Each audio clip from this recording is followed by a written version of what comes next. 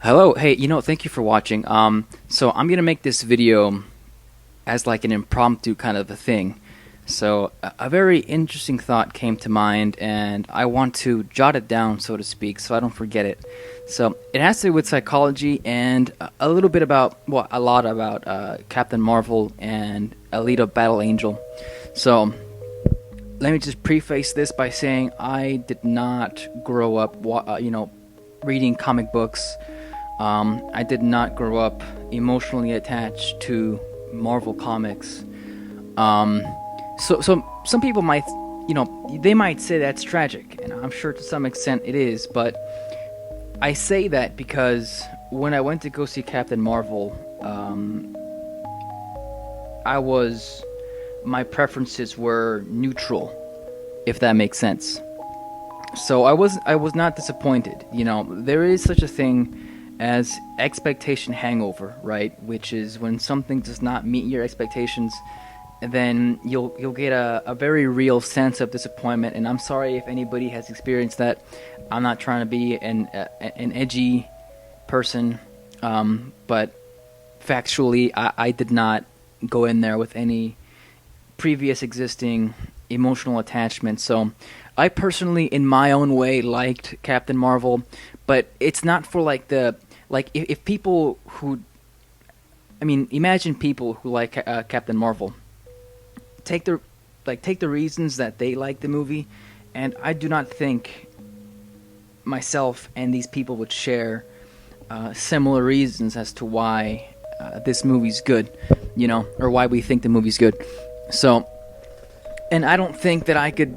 I believe that people who dislike the movie, I believe I could get along with them, in my opinion. So, basically, I am reading this book about attachment behaviors, as infants. They're basically, the first one is like the most obvious one. There's secure attachment, right? Where emotionally, the child, they have a very stable, non-drastic, internal emotional model for what to expect from life. And so they are very secure people, very confident, they're very stable.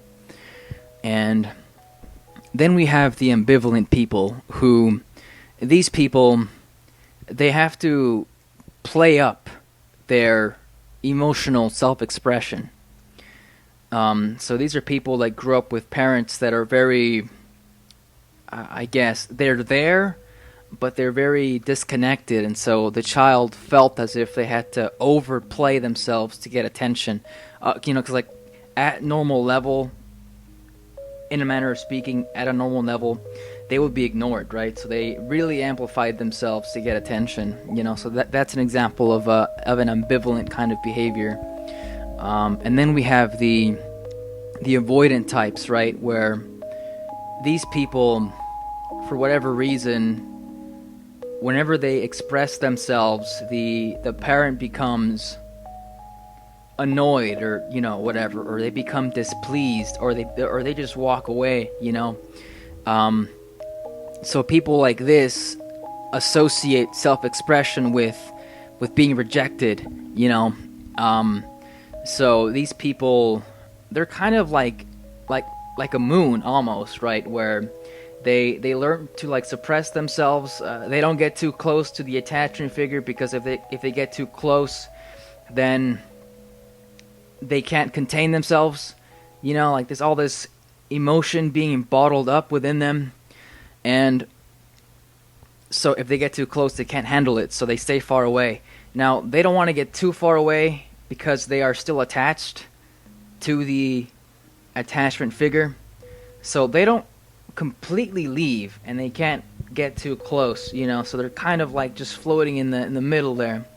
And that's an example of avoidant. That they keep a safe distance. And then we get the disorganized types, right?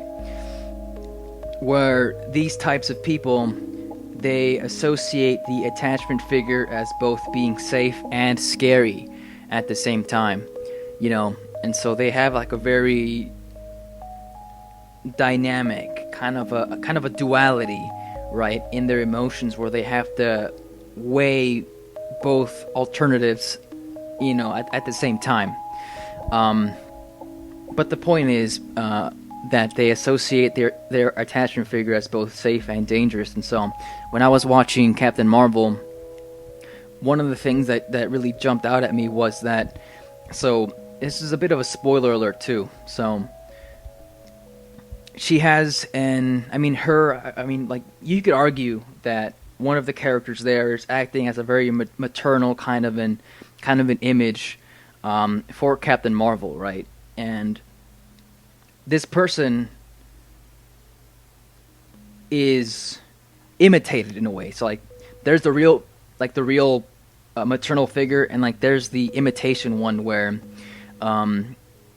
you come to find out that a once trusted villain assumes the form of this maternal figure, to gain more influence with Captain Marvel. So from where Captain Marvel is standing, she has two instances of this maternal figure. One as very safe, very friendly, and one as very dangerous, very menacing. And so when I saw that, the disorganized attachment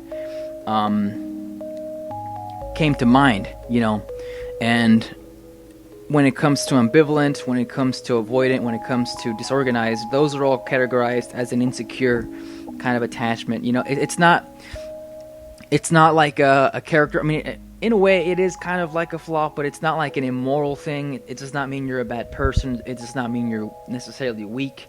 It's just the way that you've emotionally structured yourself from within, and if you look at a lot of the relationships that Captain Marvel has, she has. I mean, she can't even trust the people that she's supposed to be closest with, right? Her team. And spoiler alert, they turn on her, right? So they're both very friendly and at the same time very dangerous and menacing and a threat. Especially one of them who's a male. Like in the beginning of the movie, you see them sparring, right? So they're friends, but they're also fighting. And toward the end of the movie, he goes from being a friend to like just being a rather untrustworthy enemy, and I compare that to Alita Battle Angel, where people, one of the things people were saying about her was that she was like the fantasy for males or something, where that's the ideal woman for like a misogynist male, which I think is kind of dumb. I mean, when I saw the movie, Alita Battle Angel seemed to have... I mean, if you think about it, she has a paternal figure, right? She has the father figure, and then she has a boyfriend, which, I mean, if you're like a regular girl, I mean, that's... Getting along with those people is like an objective, I imagine, right? Like, ideally, that's what you want. And so having a woman who gets along with her male counterparts, that's not a bad thing. You know what I mean? That's not terrible.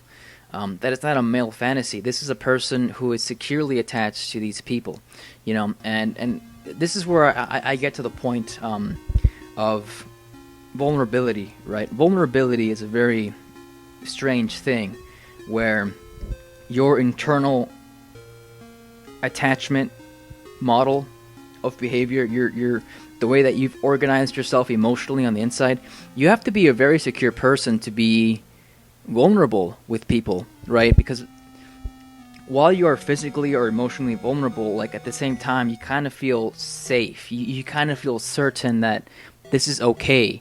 It's okay to be vulnerable. You'll be okay. Like you kind of need that reassurance. You know what I mean? And you really can't do that if you're insecure. You can't be vulnerable when you're insecure. It's kind of counterintuitive, but like that's how it works, right? And I look at Alita Battle Angel, who has these secure relationships. She gets along with people, quite well. There is no imbalance of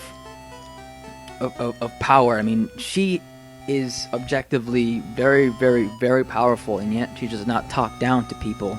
She's like on an equal level with them, and again, she gets along with them. She becomes physically and emotionally vulnerable with them, you know, which is a sign of secure attachment, you know. And not to bash Captain Marvel, you know, it's not a bad thing if someone has a disorganized attachment pattern. You know, if anything, I think it makes people more interesting. You know, character flaws, so to speak, you know, do make people interesting. I don't think it's like a terrible thing. It's not like a very heavy disadvantage. I'm not saying Captain Marvel is therefore crap, you know. I like that movie in my own personal kind of way, you know. And I might get more into it. But yeah, if you notice, Captain Marvel was not able to really trust the people around her very well. There was an element of like the bad guys could turn into people that she knew, and like from the very beginning, there's a sense of insecurity. Not, I say that word not to like as you know, I don't say it as an insult. I say like literally, you could not trust people. They could be your friend, they could be the bad guy. You don't know, and so there was an element of disorganized attachment, right, where people around you are both safe and dangerous at the same time. And people, and this is the awkward part, you know. While I said that being insecurely attached or having these insecure patterns, you know, it's not a bad thing. I do want to say that if people are saying that Alita Battle Angel is bad, and that Captain Marvel is the symbol for feminism, I want to say that's dangerous. Like that's not healthy, you know. I mean, I know that I said that insecure patterns of behavior or of attachment aren't bad, but I mean they are things you need to work on. They are things you need to look at. And being emotionally unresolved and being in that state of mind and in that state of emotion is not ultimately healthy. You do need to grow and get to that secure state of being, you know, where you can be vulnerable. So, you know, that's just my 2 cents. And I do want to say thank you. If you've made it here and you're watching this video, I want to say thank you. I am coming out with a series where, you know, a long time ago I bought these books. And they were very interesting, and I did read some of them, but you know what? I did not finish reading all of them, and the reason was that I felt kind of like, I don't know, I felt like, I don't want to say lonely, but I mean, I did feel like there was some meaning lacking. There was some meaning lacking in reading, man, you know? Because like I felt that if I just read the book and I didn't share it with someone, then it just felt kind of lonely. I don't know. That's just me, you know? So what I'm going to do is to add more meaning to the act of reading, I will make a series where I read a book and then I summarize it, and then I make it comprehensible. I shorten up the message, and I basically just want to share. And again, comprehensibility is the key word. I want to make the book useful, like the information in the book useful to people. Now, the book's about fairy tales. The title of the book is called The Interpretation of Fairy Tales by Marie-Louise von France, I believe. And this book will arm you with conceptual tools to better grasp and appreciate stories, man. Like, for real. Like, this is like a super influential book in my life right now. Because, I mean, I feel bad that I mean, literally, I've owned this book for years.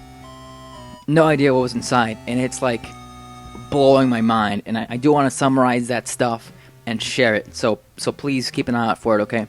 Thank you again. Bye.